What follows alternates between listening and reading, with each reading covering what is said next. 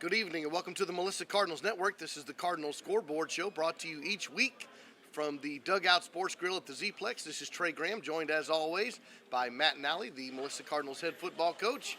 Coach Nally, week number 2. Isn't it nuts? I mean, we were just talking about it the other day, about it's just everything flies by, not just in football, but just life in general. I mean, it just flies by. It's unbelievable. It's already week 2. It is. And we're going to talk about the game in week 1. Didn't turn out the way the Cardinal fans hoped. We'll talk about that in a few minutes. There's something I want to have you explain to the audience. We promised them they're going to learn things about Melissa football here they don't learn anywhere else.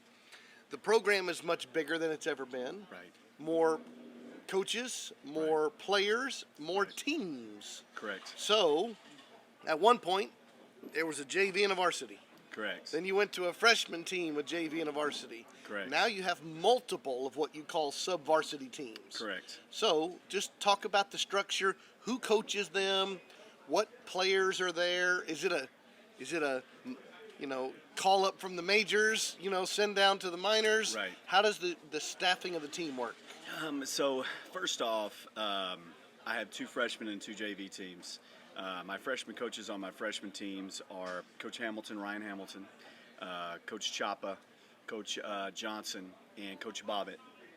On my JV team, once again I have 2 teams. That's Coach Pickup, Coach Majors, Coach Casey Hamilton, and Coach Kiefer. And a lot of people, we have about 56 kids that we consider JV kids. Well, a lot of people will take 50 kids and make that their JV. And I was always under the assumption that, every kid needs to play. If they're going to get better, they need to play. So I could have easily made one JV team and had those 50 kids go together. But once again, I think through experience and actual game time experience, that makes you a better player. So I divided it in half, and we have 30 on one team and 26 on the other team. So the way that we divide that is, once again, we call them developmental groups. So it's where we see you developmentally.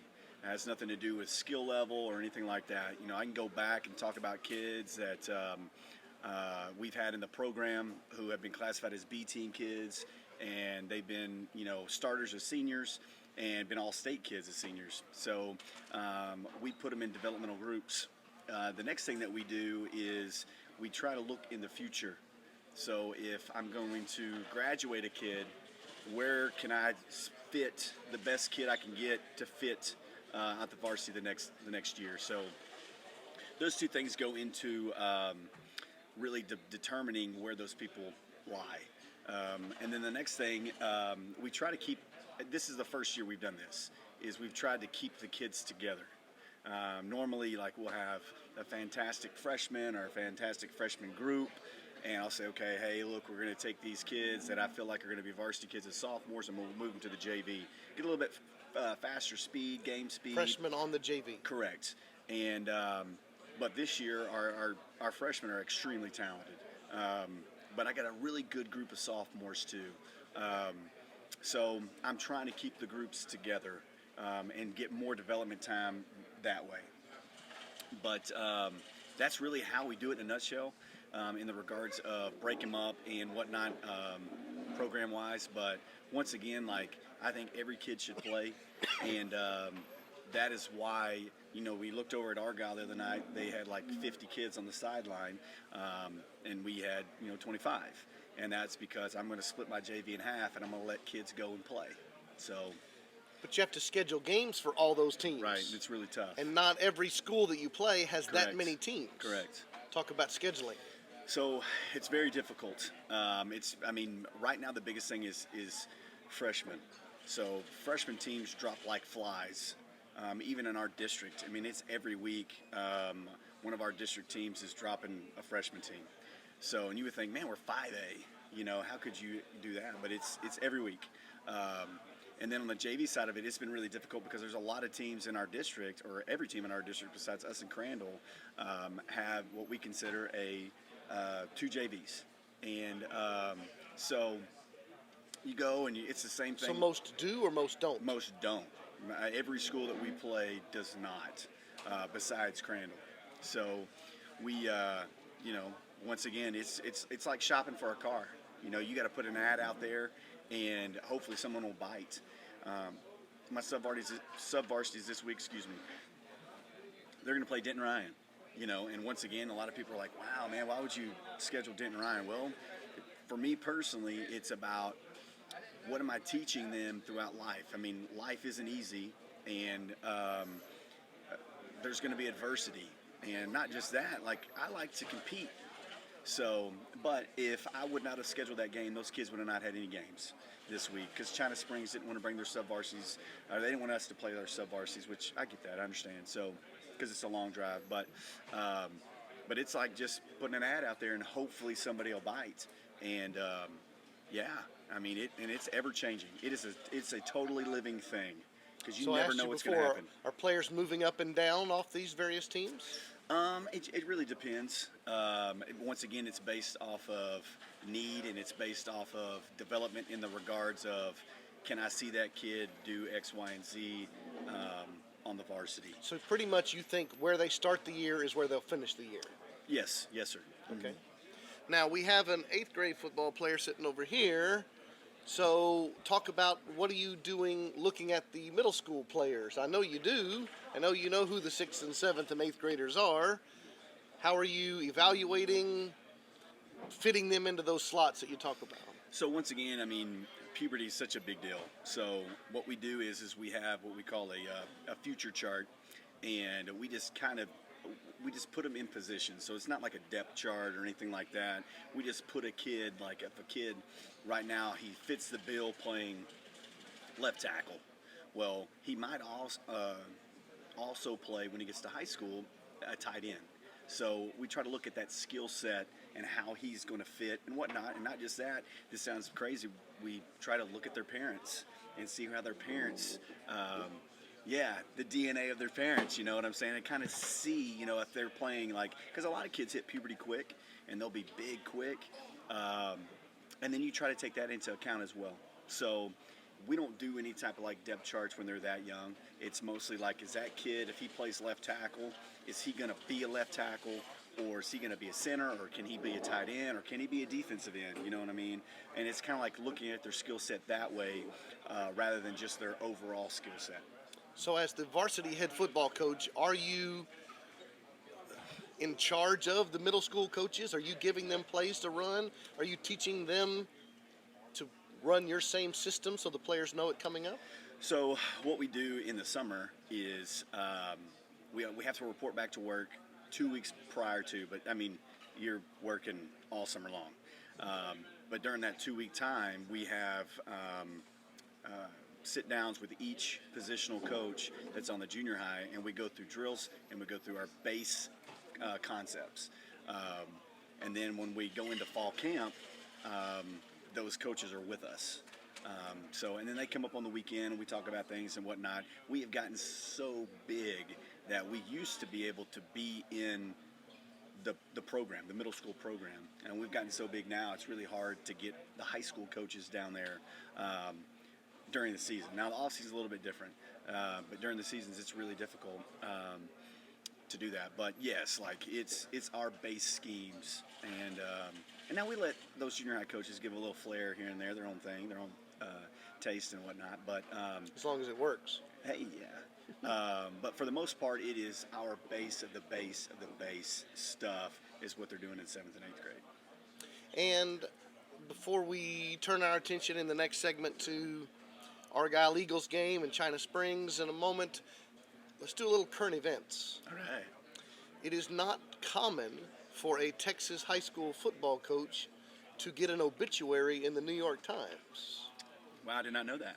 But Gary Gaines passed away a week ago. Yeah.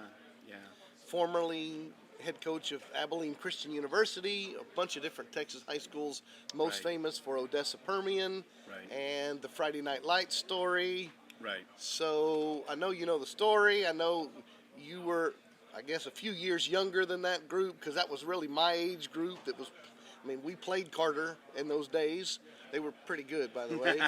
And so just the whole Friday night genre, the whole mentality. and it got its name from this famous book. Right. Well, first off, my first AD said that Friday Night Football is like a religion. And, there's a lot of people that, when you go to church, you have those guys who are really bought into the lesson and what's going on. Then you have those guys who are just, at church. So he was like, the ones that you always got to appreciate, the ones that go to church for the right reasons. So when you talk about Gary Gaines, first off, what a great guy. I mean, what a great guy. Like, he was in the job. Did you ever meet him? I never did, but just hearing about him and watching interviews and things like that, he was in the business for the right reason. And, the right reason isn't winning. Winning is a byproduct of everything else you're trying to sell. But he was really in the business for kids. And there's a lot of great programs out there that win, and then there's a lot of great programs out there that don't win. But the men in that program are in charge or running that program or whatever the case may be in the program. They're really great people doing the right thing, and that is trying to grow young people into great adults. So, and he's one of them. But the Friday night feel, the Friday night experience, I mean, it's just like when the Super Bowl ends, and there's no more. You feel a void. And it's the same thing in high school football. It's when that state championship game is played and the next week there's nothing else, there's a little hole in you that you don't get filled until around August the next year. So it definitely is a religion in that sense. So, but Friday Night Football is something that I know for you, but for me, it'll always be a part of my life after I retire. I'm still going to go to football games, on Friday nights. And not just that, like, it's to me, it's so big where we're at is like people, it's important. Friday night's important, whereas a Saturday is just fun. Sundays are just fun. You get to cheer on your team. It's fun, and whatnot. But that Friday night, it's an important deal. But, you're a part of that community. You're a part of that team, So that's the thing for me that makes it so special is everybody's a Cardinal, or if, you're in VA, everybody's a Panther, and so that part of it's kind of neat to me. You are watching the Cardinal Scoreboard Show. We broadcast every Monday night from the Dugout Sports Grill. You can join us Monday evenings at 5:30 p.m. to be part of the live audience. Make sure you subscribe to the Melissa ISD YouTube channel so you can see the new episodes every Monday night that we release. And as the pastor of First Melissa, it's my honor to invite you and your family to our church home, First Melissa, on Sunday mornings in person, 9 a.m. or 10:15 a.m. Online worship service every Sunday, 11:30 a.m. If you go to firstmelissa.com, you'll find out a whole lot more information. This is Trey Graham with Matt and Allie. We'll take a break and we'll come right back.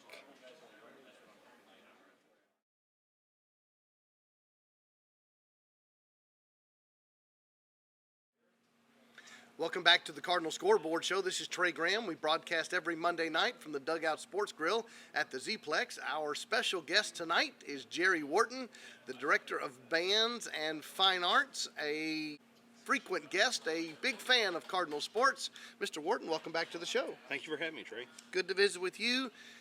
We've had you on before. We've asked you to tell your story, but we got lots of new viewers and fans this year. So walk them through. How'd you end up in this spot this year? Well, this spot this year is a journey that started many, many years ago. And I think who I am today is who I was and who created me and who shaped me over those past years.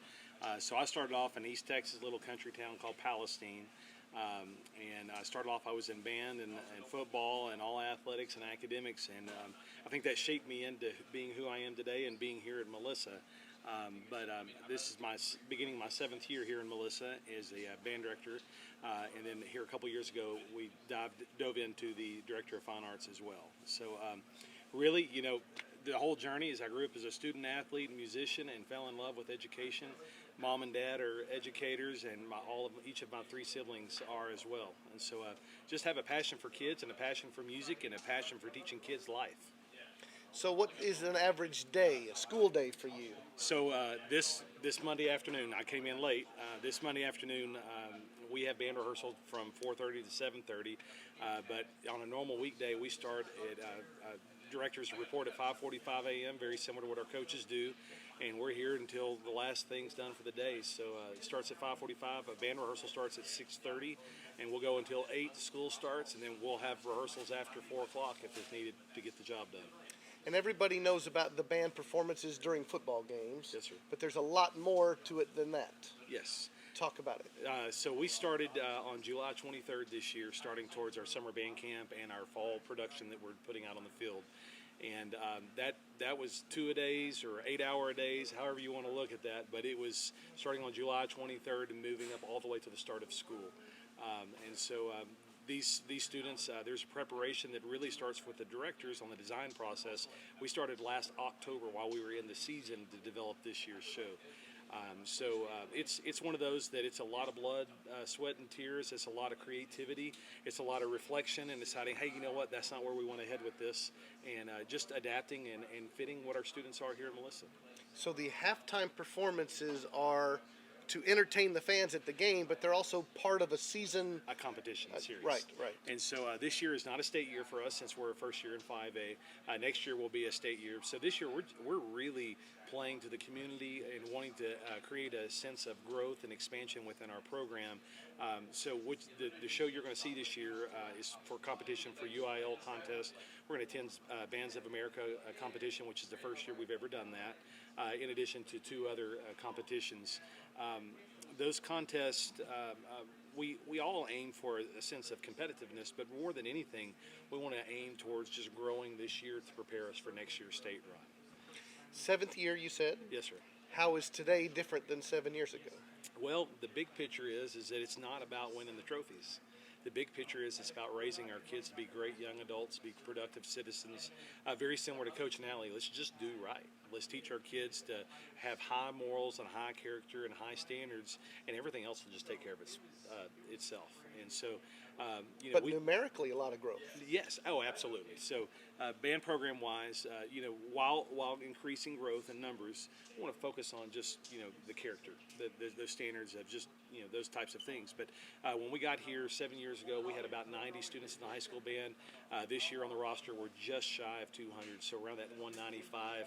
And Melissa, you have 5 kids move in every day, so we're sitting about that 190, 195 mark, and the competitiveness of the program. We've been fortunate enough to have 2 years in a row of being state marching contest finalist, and a 2nd place finish in 2020 and a 3rd place finish in 2021.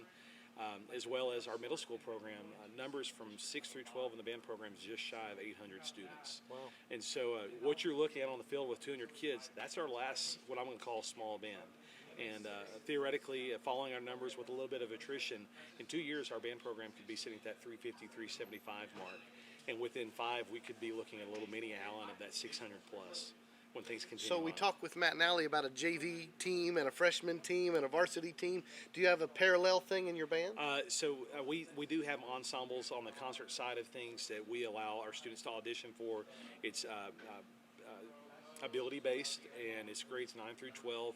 We have a JV and a varsity for our color guard, and then in the concert ensembles, we really have three groups right now that are competing at concert bands, and are just short of expanding to a 4th team as well. And fine arts means what? Fine arts means theater, art, choir, band, and then the new addition is cheer. And so cheer is falling under this umbrella. So I'm going to tell you, on Thursday night games, I'm there rooting on our JV cheer squads to make sure they're out there and doing what they need to do, and just to be the support there for our young ladies and young men. And unique thing is my wife is now the new head cheer coach, and so I'm eating and sleeping all fine arts really well right now. And so yesterday afternoon at 2 o'clock, they were up here at the school building signs for the Friday run through. And so there's a lot of investment in our family and just what's going on here in Melissa. Talk about the community, talk about the fans, the parents, the support. The support's second to none. And what makes Melissa so unique is our parents, our community, our families here, the do right philosophy, our morals, our values. But I call it my Mayberry, and I think I said that last year. This is my Mayberry, and I moved here with the thought of, hey, there's a good band program, but more importantly, I'm going to be able to raise my family here. My 2 young daughters, one is in pre-K and one is in the daycare here at the Melissa ISD, And the thought that my children could graduate here and be Cardinals from beginning to end just absolutely overjoys me. And so the community we have, there has never been a moment where we could ask out and just, hey, we need something. And those parents just show up, and they show up in droves. And so, our community, what sets Melissa apart from the schools, 3 miles north of us and 3 miles south of us, are our moms and dads and our parents and our grandparents and our community members around that support them. Our special guest on tonight's broadcast has been Jerry Wharton, Director of Bands and Fine Arts for Melissa ISD. Thank you, sir, for being with us. Thank you. And we're going to take a break. We'll talk more with Coach Matt Nally right after this.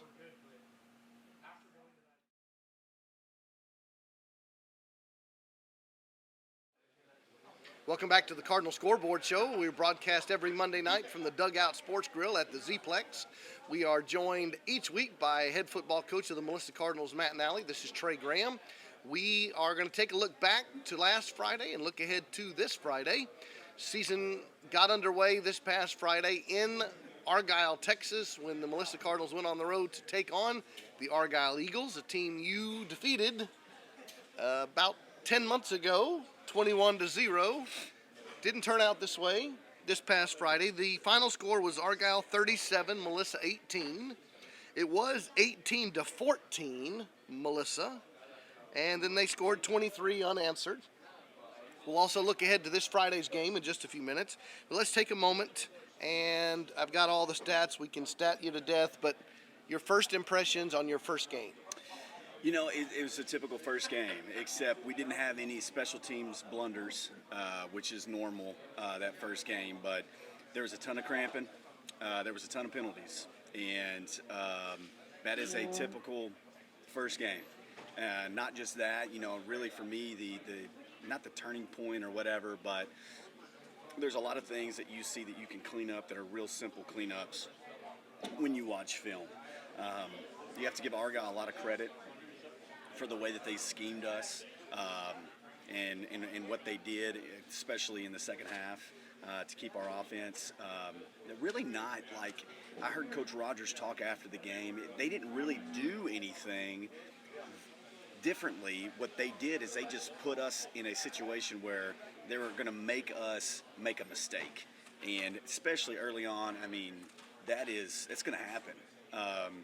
And it did, and they did a great job of taking opportunities when they could. So, turning the ball over 5 times, that's going to hurt.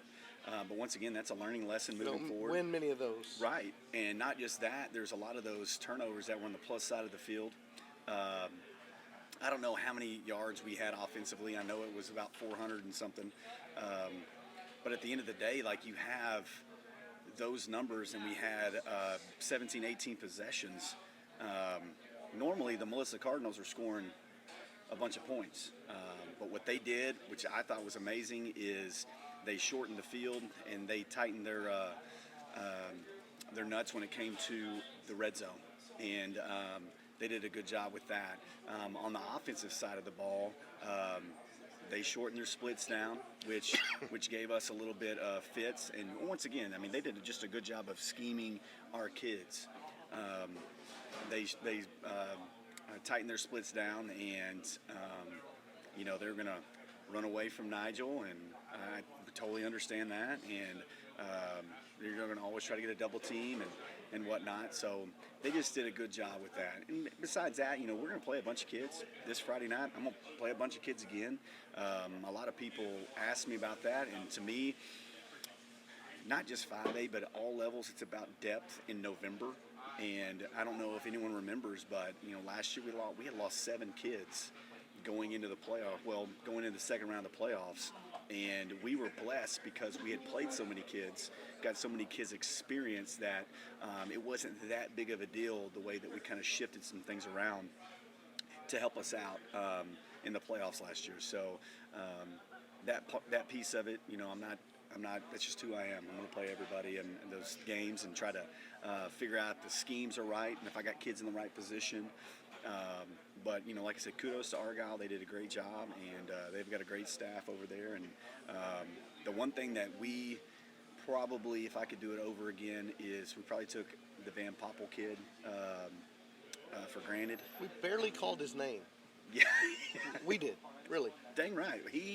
What he did was, we're a gap team for the most part, and he would penetrate and hold his gap. And we normally don't have a problem with that. But he's 6'7", 300 pounds, and he did a fantastic job of penetrating and holding his gap. And normally we can get movement and things like that, and he just did a great job. And it allowed that linebacker to run. And that linebacker's a good player. So, and then defensively, our defense played against 97 plays in 18 possessions. So that's a lot. That's a lot of plays. Sometimes caused because you turned the ball over. Correct. And,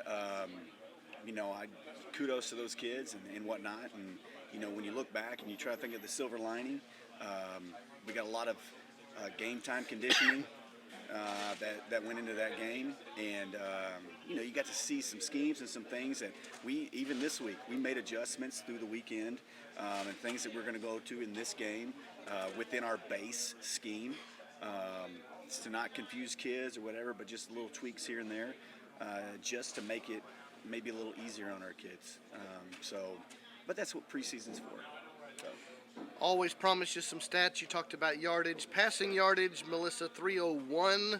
Here's the bad news. Rushing yards, 102. Most specifically, 2.6 yards per carry. Right. Once again, you have to give kudos to the Boise State commit and the Nebraska commit. They did a great job up front. Us losing Gooseby in the second half hurt us too. But reason being, Luke Dame, he had to move from center to tackle. And Luke is a genius. He's so smart. But it doesn't matter. When you're making that in-game adjustment, that's difficult. So that hurt us a little bit. But at the end of the day, when you have kids like they had that could make us, because we're trying to get on the edge. And that's the way their defense is built. Their defense, you're not going to run from B gap to B gap. You're not running it. So you're going to have to run off tackle. Where you run off tackle, there's fitters that are coming in that no one can account for. So their defense, they dictated that, and they did a great job. You got to tip your hat to them and say great job. So, but yeah, they did a great job. And rushing yards, I thought, man, we'll probably averaged about 4 yards. I was thinking, at least 4 yards. And then when you do it, you sit down and oh, Lordy, I don't know if I've averaged that least amount. Potentially, I thought maybe it was the last time I did it was when I was the OC and we played Salina in Salina. And they beat us. And to get into a little bit of the football weeds, when you average 2.6 yards a carry, now it's 2nd and 8 all the time, or right. 3rd and 8 all the time, right. And it just makes every offensive possession harder. Correct. So we have 5 rules. Well, one of our rules is to win first down. So you can't put yourself in a situation where it's 2nd and long. You need to put yourself in a situation where it's 2nd and easy, 2nd and medium. Because those 2nd and long plays, it's almost like a 3rd and long play, Now when we get in that 2nd and long play, we call it the cut play. We're trying to cut it in half. Right. So if it's 2nd and 8, we want it to be 3rd and 4. But once again, it's, they did a great job. We have the privilege each week on the broadcast to award the offensive and defensive players of the game. And this week's offensive player of the game was receiver and running back Javon Smith. Mm-hmm. He won that a few times last season as well. Right. So we'll show our audience the clip of the touchdown catch that Javon had. But Cardinals down by 7 points as this offensive drive begins. Ham in the shotgun, has 2 receivers and a tight end to the left. Snap is back, fake the handoff. Ham steps up, throws it down the seam, has an open receiver. It's going to be caught deep, makes one move to the house. Touchdown Cardinals, touchdown Javon Smith. And they go 61 yards for the first score of the season. Like those one-play drives, Trey. Ham to Smith, hit him in stride. Javon was able to make one move and then take his speed into the end zone. Good counter strike for the Melissa Cardinals. 7-6 is your score as the Cardinals set up in the swinging gate.